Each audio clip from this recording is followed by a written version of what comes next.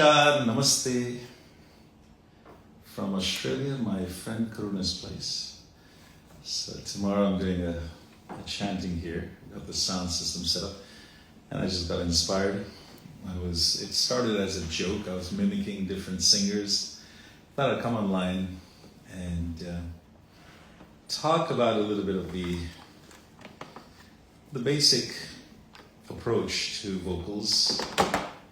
A few things like that. First of all, how do you choose? It's a very interesting question. So as a vocalist, how do you choose which note to sing in for that particular day? I mean, the standard pitch for any male voice is C sharp, and the standard for female is A sharp. That's standard, of course. Not everyone has the same voice. So there are certain singers that are born with the higher voice range. So their first note shifts from, let's say, from C sharp to D sharp, maybe even E, or sometimes even F sharp. Like we have singers like Nusrat Fateh Ali Khan Sahab who used to sing from high. The basic idea is whichever your first note is, you should be able to sing the lowest of it. So let's say C sharp, for example. That's C sharp.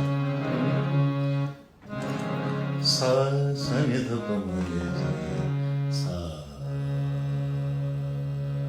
sa re ga ma pa ni sa re ga ma pa ni sa ni dha pa ma re sa ni dha pa ma re. And that's in general. That's a general theory, of course. 2.5 octaves should be in full voice. So for instance, Om Sa Sa Ni Dha Pa Ma Re Sa Re Ga Ma Pa Dha Ni Sa Re Ga Ma Pa Dha Ni Sa Sa Re Ga Ma Ga Re Sa Ni Dha Pa Ma Ga Re Sa Ni Dha Pa Ma Ga Re. So I've done, without much, let's say, endeavor, I've kind of done 2.5 octaves right there. Now, of course, if your first note size a bit higher, then you won't be able to do 2.5 octaves. This is when you're practicing. Now, certain songs, when you go into the realm of compositions, there are many reasons to choose a first note, and it varies day to day. One reason would be probably according to the song. Some songs don't have a high part, so you want to sing them a little higher because you want to stay in the mid-range, right? If you have 3 octaves, Mandra Saptak, the low octave, the medium octave, Madhyam Saptak, and finally Tag, the high octave. The reason why you want to know your first note, natural first note, from where you should start singing, is because then that determines where your majority of your singing is going to happen, which is in the mid-range. Now, as I said, according to compositions, certain songs don't really have a higher part. So then you probably want to shift your scale a little, 2, 3, 4 notes above, because you know you won't be singing too high anyways, because the composition does not allow that. It doesn't have that part. So that's one reason how to choose your first note. But also, on your voice, for instance, I've kind of the last 2-3 days I've had a little bit of a cold. So if I were to perform right now, I should know where I will feel comfortable. Like, let's say if I went really high, just to give you an example. Right now I'm on D sharp, I think F sharp.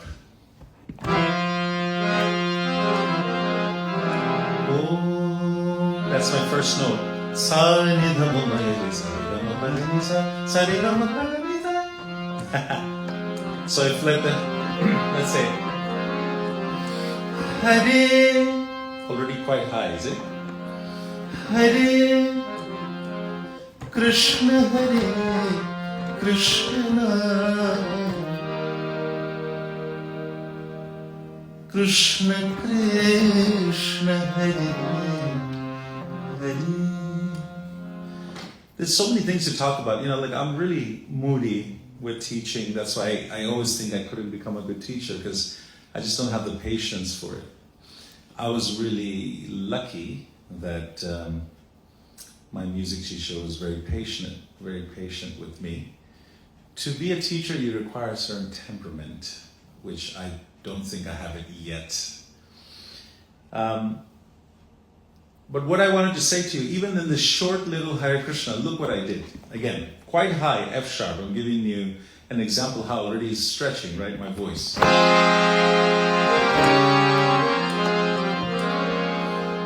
Hare Krishna, Hare Krishna, oh. Krishna Krishna, Hare Hare. What am I doing here? Can anybody see what's actually happening? You see how much tension I've created. I haven't not even finished the Mahamantra. I've just said Hare Krishna, Krishna Krishna, Hare Hare. Look at Hare. Hare Rama, Hare Rama. Silent. Rama Rama, Hare Hare. This is what creates music, the dynamics. The approach was quite Hare, passionate. Then when you say Krishna, Krishna Hare, Krishna. This is what you cannot sing in a monotone. I mean, there's many things, so bear with me. I didn't really come online thinking what I'm going to talk about.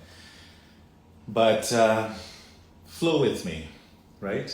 So a lot of times, we were talking about choosing the first note. Let's go one at a time because I'll get carried away. Choosing the first note. Now, this melody is quite mid-range and it requires that kind of like tension. So therefore, I'm singing it high. Now let's say another melody, something like, I'll put it down now, put it on C sharp. Hare Krishna. Already is high. I'm having to start the melody high. So I have to come down. This is what determines. Hare Krishna, Hare Krishna,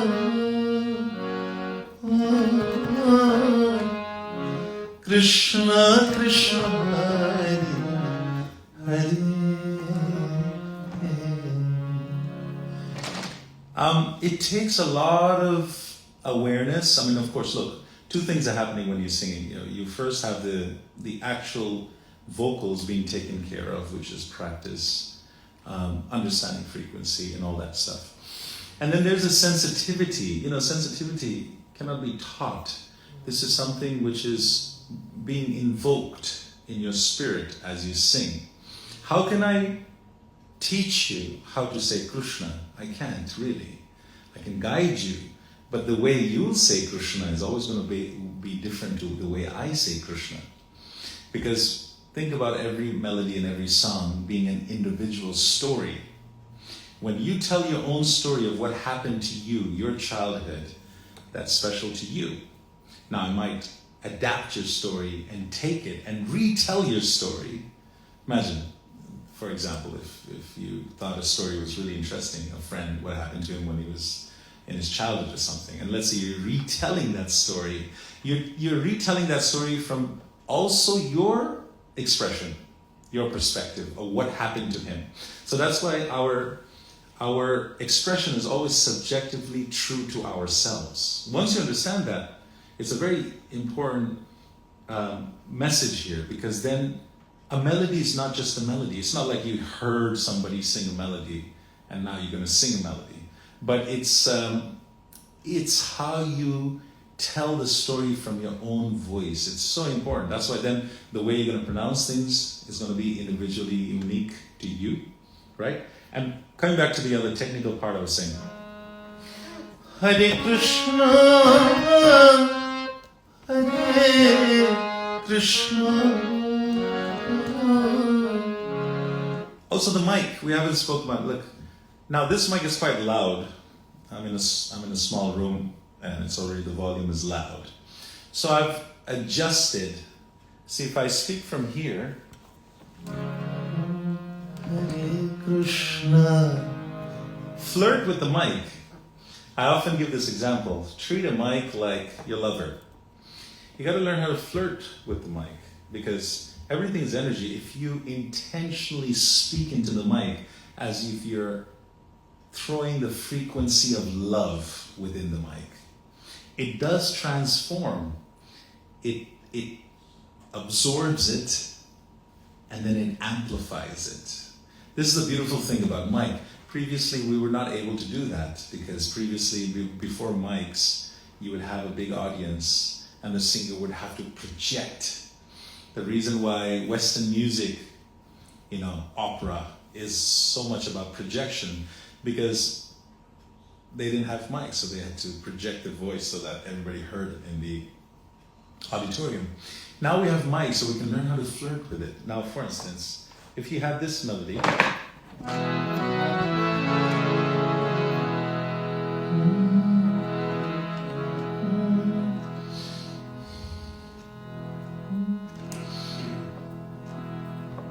Hare Krishna. Didn't do it properly. Let me do it again. Hare Krishna. Hare Krishna. I did that properly. You felt it. You'll feel it. Watch. Hare Krishna again. Watch. It's so important. Every small little adjustments of your lips. That's what I'm saying. It's sensitivity. You have to speak in such a way as if you're portraying, you're depicting, you're expressing a story of love. Now watch this. I can do it like this. Hare Krishna, Hare Krishna. Technically correct, but emotionally immature. Right? Now watch this.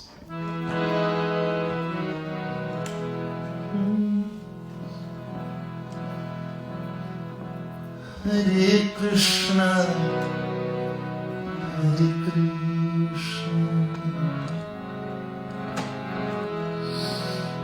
Krishna Krishna, Hare Hare. You can immediately feel it. I'm creating dynamics, and therefore I'm creating the ear. The human ear is evolved in a very beautiful way.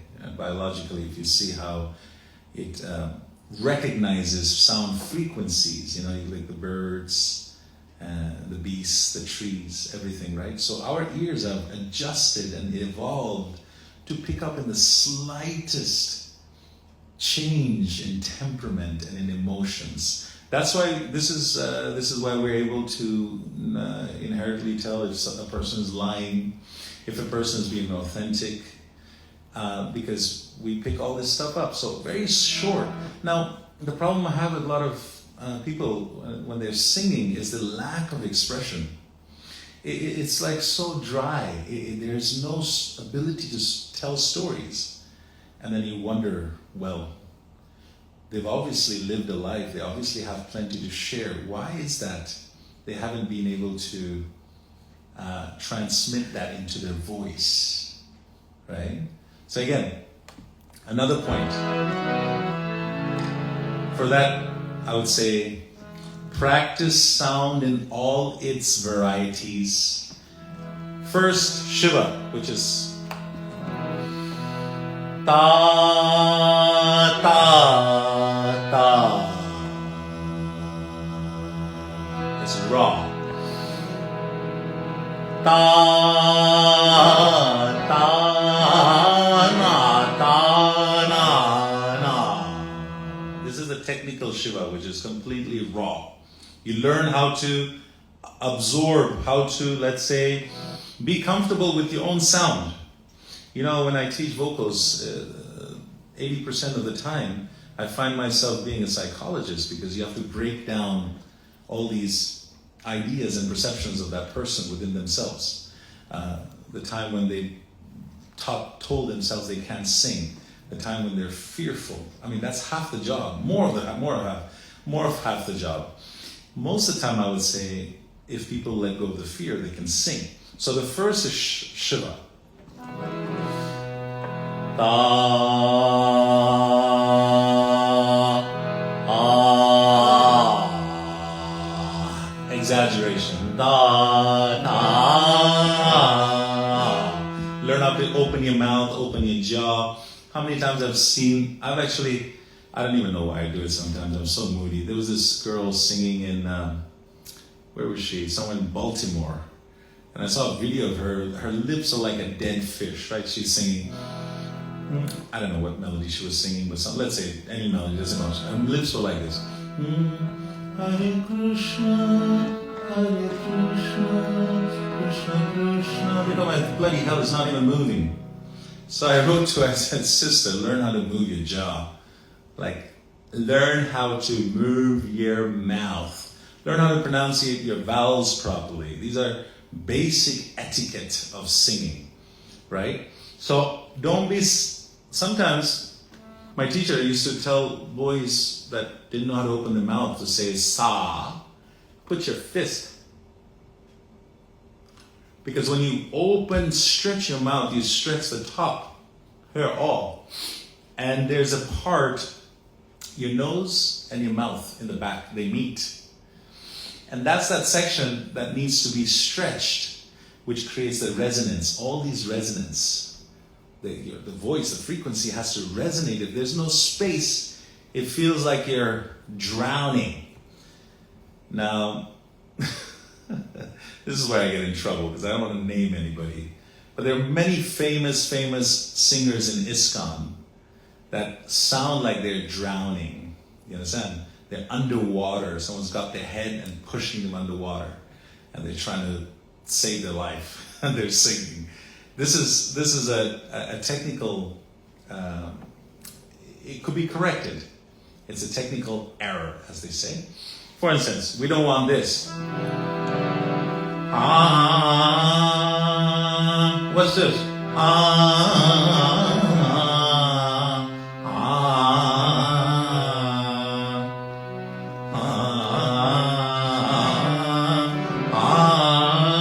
Such an unnatural sound. You have people singing like this.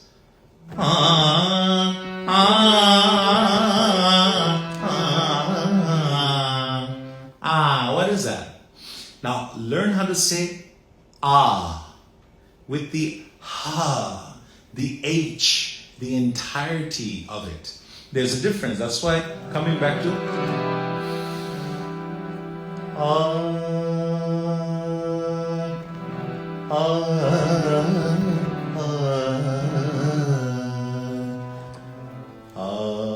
you see, I'm stretching.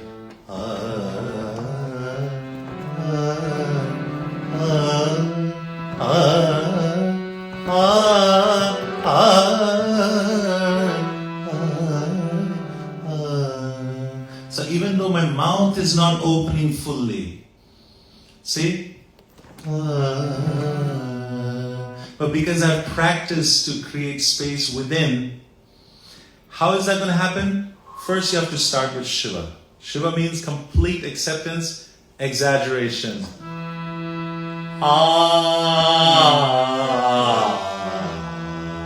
And then once you get that, then slightly moderation. Goes from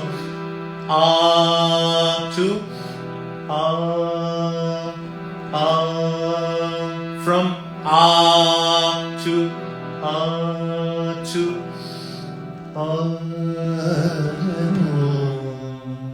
and this tonality takes time to build. Then you'll get things like this.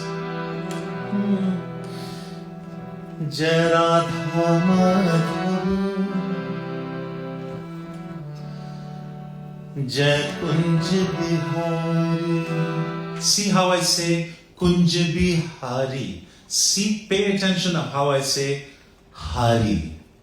I can say Kunj Bihari. Look how Hari, Hari, Hari. Jaradha. Creating space. And not just creating space. There's a delivery is loving. Jai Radha Madhur, Jai Kunj Bihari. So, tonality, we're talking about tonality, we're talking about many things. As I tell you, I'm a moody teacher, right? So I don't really, I talk about wherever it takes me. So bear with me, that's why I don't really teach. A lot of people ask me, and I'm moody, you know. And also, to be honest, to quite frank, I'm yet to find a student as fanatic as me. The sad thing is this, look, singing has become fashionable. Everybody wants to sing.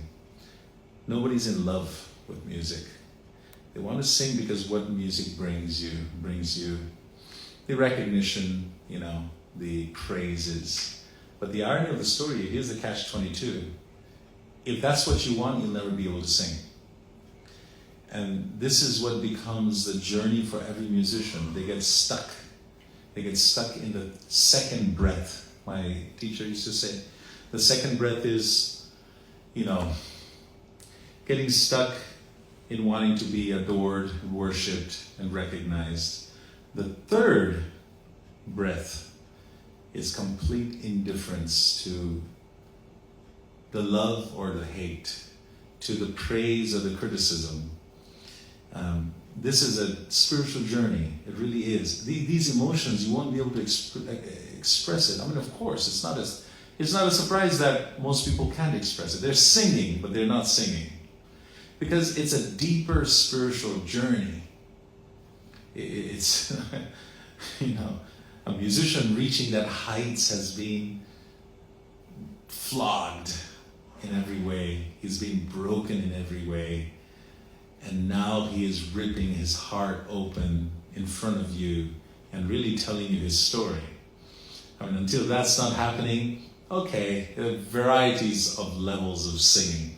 So the problem is, I see with in a lot of communities in our Hare Krishna community, in ISKCON, or whether that be in the yoga community, I mean, in one sense, I suppose it's good. I think I've said it a few times, people are encouraged to sing, which is a great thing, but it shouldn't come at a cost of devaluing the process of actually understanding your voice and learning how to express the tools given to you. Without that, you'll always be limited.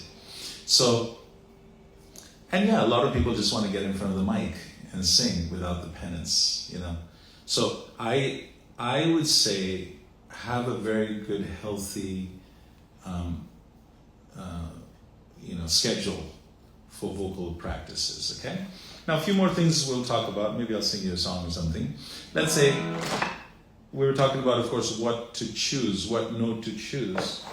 Now, if I were to sing right now, given my voice is not fully open and I have a bit of a cold, I think I'll go with D. Go with D. It's not too high, it's not too low. And if I had to sing a song in D, like let's say,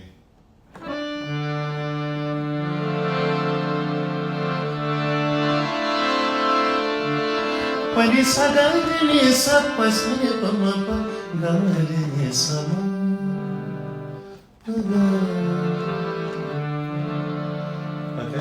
this sounds okay, it's doable. It's still slightly high, but it's doable. Hare Krishna, Hare Krishna, Krishna Krishna, Hare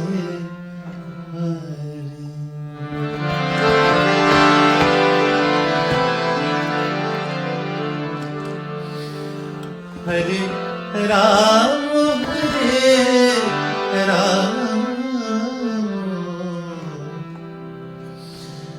Ram, Ram Ram,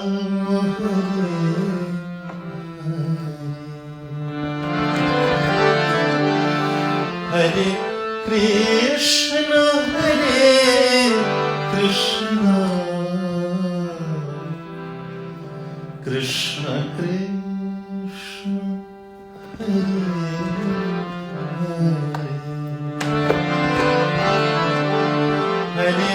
Ram, Hare Ram,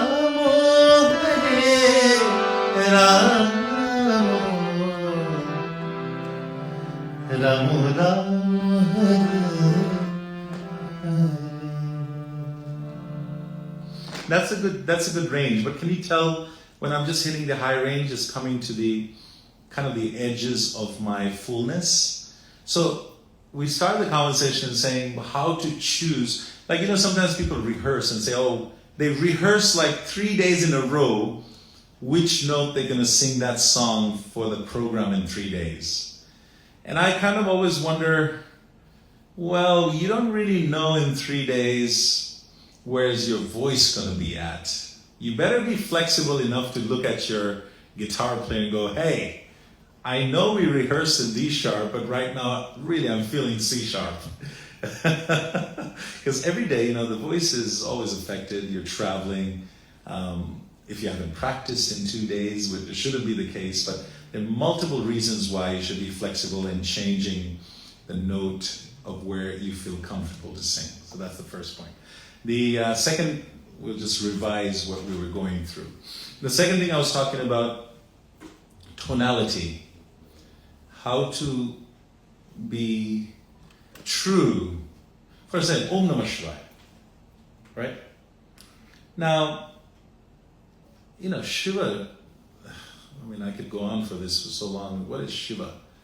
What does it mean to say Shiva? I always feel a bit strange when people sing melodies like Shiva, Om Namah Shivaya, Om Namah Shivaya, Om Namah Shivaya, Om Namah. I don't know. I can't get into it. I'm sorry. Maybe I'm too biased. I don't know. I can't do it. I can't do happy major. I don't know. Maybe Shiva is also happiness. Shiva is obviously everything, but it's the gravity that's missing. First of all, Om. Please practice Om. How to say just Om, right? Om.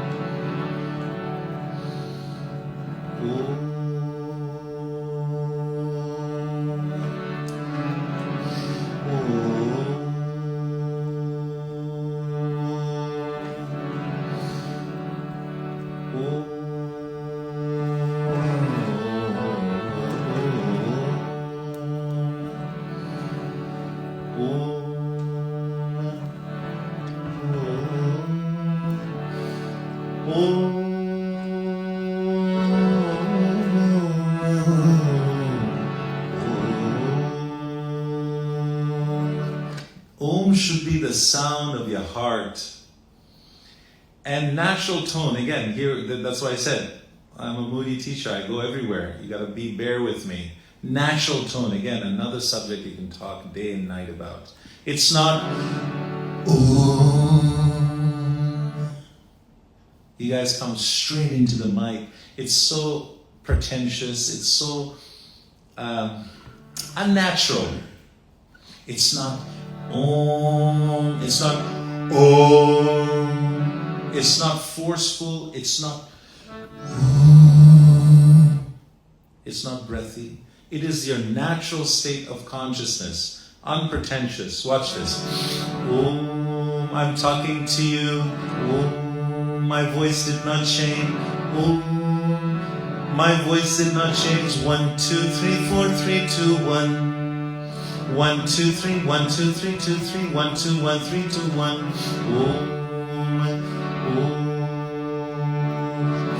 Om, Namo Bhagavate Vasudevaya. You see, there's no change in the natural tone. And this takes time to develop natural tone. What do you mean by natural tone? Your natural voice, which is a good balance between, of course, the resonance in the chest, the below resonance coming, and the head voice. There's a beautiful tone in between that where all voice rests upon. Now, natural tone. Om Namah Shivaya. Om Namah Shivaya. Om Namah Shivaya. Om Namah Shivaya. Om Namah Shivaya. Om Namah Shivaya. Om Namah Shivaya. Om Namah Shivaya. Om Namah Shivaya. It should be, that is the mantra. Mantra means when the natural voice is sitting effortlessly on you, right? So first, natural tone. We again diverted a little bit. Coming back. The mood of Shiva, you have to have some sort of an understanding what Shiva is. Read Kashmiri Shaivism, Avinav Gupta, Shiva Shakti, Shiva Sutras, Vijnanam Bhairavam. What is the concept of Shiva according to the original, the Kashmiri Shaivites? Then you get an understanding, the gravity of what we're talking about, right? Otherwise, it's just a song. You just adapted another culture. That's why you don't connect. When you say Shiva, and when a person who understands Shiva, Shivoham, says Shiva, there's a difference in the frequency. And that is not just merely based on tonality, but it's based on who we are. You have to understand that. There's a very deep, again, esoteric meaning. It's not just singing. Singing always has two elements. One is the rational element and the mystical element, second. The rational element is the voice, the technicalities, the tonalities, the pitch. But there's a mystical element to singing. There's the mysticism, which is the deeper where the resonance is coming from. Who is generating it, understanding the self deeper and deeper. Okay, so first thing, I would say Om Namah Shivaya melodies have to carry gravity because Shiva is everything, right? So even if it's a major, let's suppose, even if it's a major, in the beginning I said I can't stand major. Let's suppose even if it's a major, it gives you a peaceful Om Namah Shivaya. I'll give you an example. Om Namah Shivaya. Om Namah Shivaya. Om Namah Shivaya. Shivaya.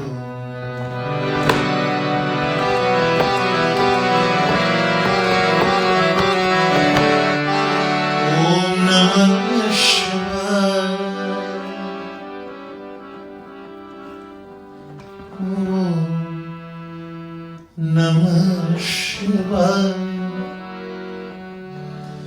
Om Namah Shivaya. Shivaya.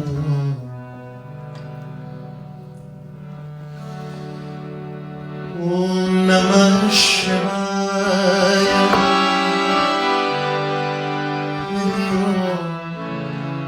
Om Namah Shivaya. Om. You see, this Om is coming back to the root note because that's my root note. That's Om Namah Shivaya. Shivaya. So, again, a major scale, but you can create gravity, you can create depth. It reminds me, Krishna Murthy was saying how happiness, in some sense, is also the superficial dance, the colorful dance, but sadness is the deep down depth expression of our experience. So in some sense, it's therapy. All the sadness that we have, the unfulfilled desires, the loneliness, becomes a song. It's like a white dove and you free it. So singing is so beautiful in that sense. You could take a minor, like you go, the melody that I sing a lot. Om Namah Shivaya. Another point, when you say Shiva, Shiva, again, pronounce your vowels together properly. Remember I told you the story when I see singers and their lips are like dead fish. Have you ever seen a dead fish? Like just dead. They don't move. No expression. Here's some technical things to look out for. You cannot sing a happy song with a sad face. You see what I just did? Look at my cheeks. As soon as you smile, the cheekbones go up.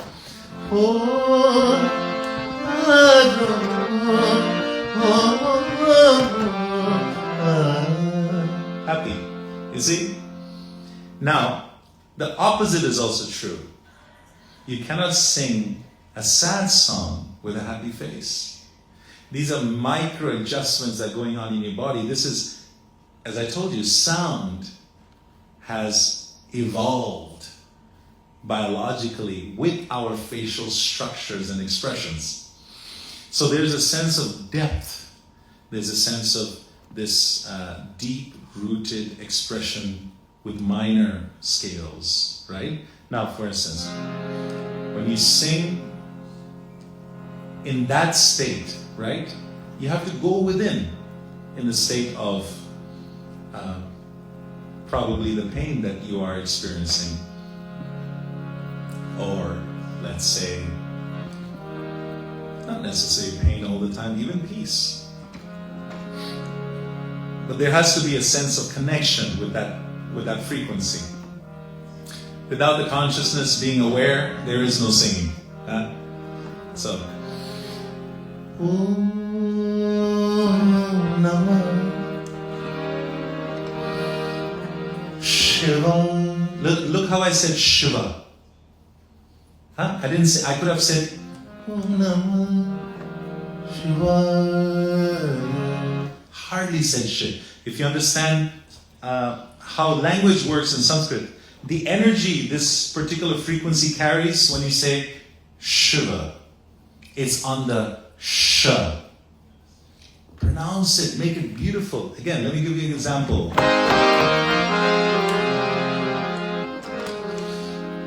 See, when I'm going to say Om, bring your lips together. Om. Look, oh.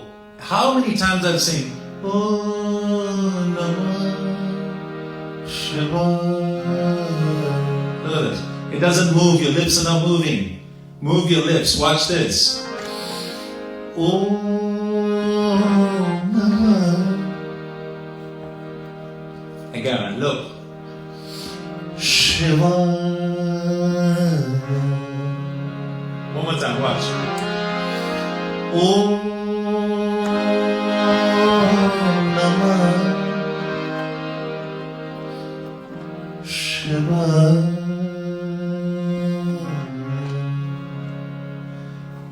Be aware, there's so many things to talk about. There are so many things to talk about.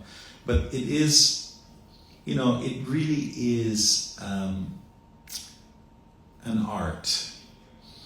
And again, I stress this, and as you all know, for those who know me personally, or for those who follow me, I'm not very kind with my criticism towards leaders who don't take the self-responsibility first to learn what the heck they're talking about, but they're quite eager to teach.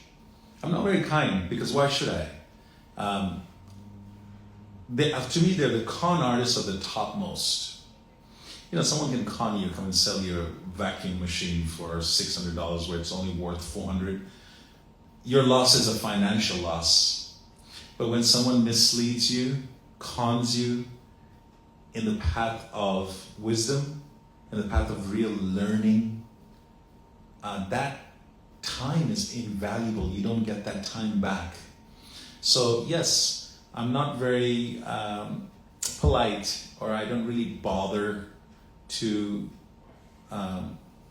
be careful of who I insult. The problem with this, when it comes to singing, when it comes to art in general, you have too many people who don't know what they're talking about teaching, and this is why, in one sense, it's become such a cheap affair, because there's no proper etiquette, proper learning, proper system, a dedication, discipline, commitment, all these things that require you to at least understand the subject matter that you're talking about. There's so many things involved. We haven't even gone pitch, ear training, visualizing notes. How many topics to dwell in? Visualizing notes. How do you see notes? How do you see a note? Has anybody thought of that? The first time I heard that concept, I was like, I was 11 or something. I was looking at my teacher going, oh gosh, it's talking about seeing notes. I don't even know what that means. Visualization, visualizing notes. Expression into each symbol, each vowel, each word. How do you do that? Each word. That's why songs are dead. You hear them sing. There's no connection with what the song is about. So all these are very, very, very deeply involved with each other. You cannot do one without the other. And if you understand one, the other also kind of reveals itself. If you understand frequency, then pitch reveals itself. If you understand pitch, then the visual of the pitch reveals itself. It's one after another steady process, and they're all interconnected. But if you don't get the basic rights, then nothing gets revealed to you. Then you're just going, Hare Krishna, Hare Krishna, Krishna. It's just a melody to you. So don't just sing a melody, sing your heart, sing your song. Let's finish with Om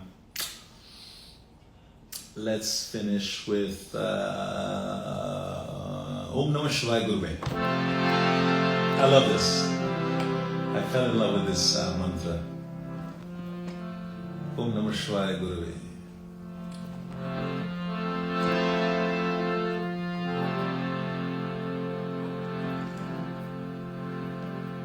Om Namah. Couldn't do it. Let me do it again. Om Namah. Couldn't do it. Let me do it again. You always want to get that perfect. Om Namah Shivaya Gurave.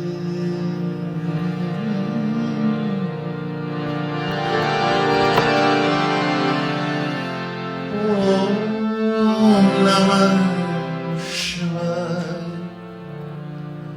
Gurave Satchidananda Murti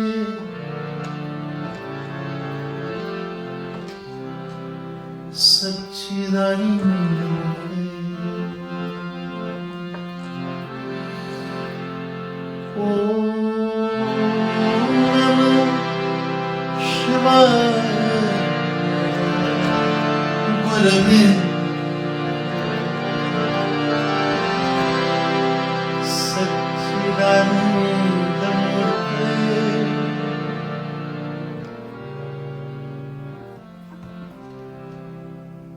Satchidananda Murti Nishprapanchaya Shanta Niralambhaya Tejase Niralambhaya Tejase Om Namah Shivaya Gurave.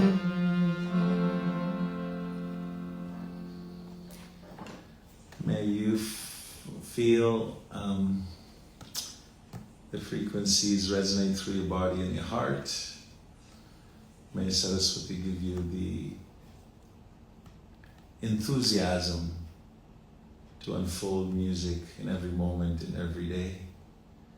May you have the courage to speak your heart and be free.